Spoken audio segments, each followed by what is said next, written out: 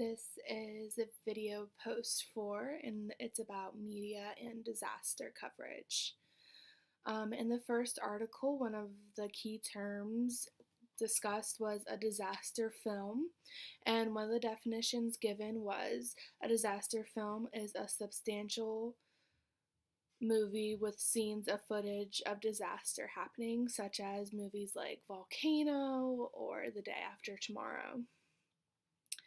There are several myths that occur within these types of disaster movies, and these are the 5 following myths. Myth 1 is that um, it's a high energy event not significant in global terms.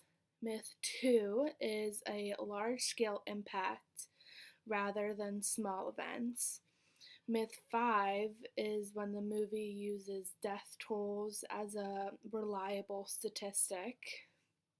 Myth 4 is the movie uses the unpredictability of natural events and uses the powerlessness of humans.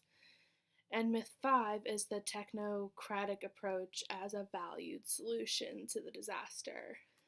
I believe the muddiest point to be that when movies use death tolls, it's not considered a reliable statistic, but whenever an event happens, one of the first things that pops up in news media, like at the bottom of the screen, like in big red, is the death toll that happened during the disaster. So if one of the points in the article was that fiction media shouldn't use death tolls as a reliable statistic, then why are nonfiction sources such as news media and like CNN, Fox, NBC News using death tolls as a reliable statistic?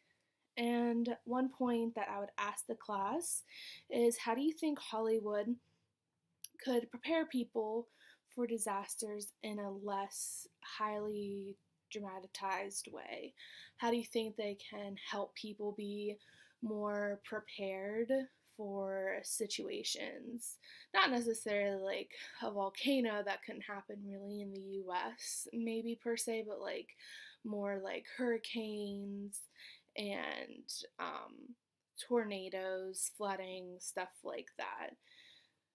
And in the suggested article, it also dealt with media and disasters. And one of the points that was made was that media can be one of the most important beings in distributing information to the public. And I do agree with that.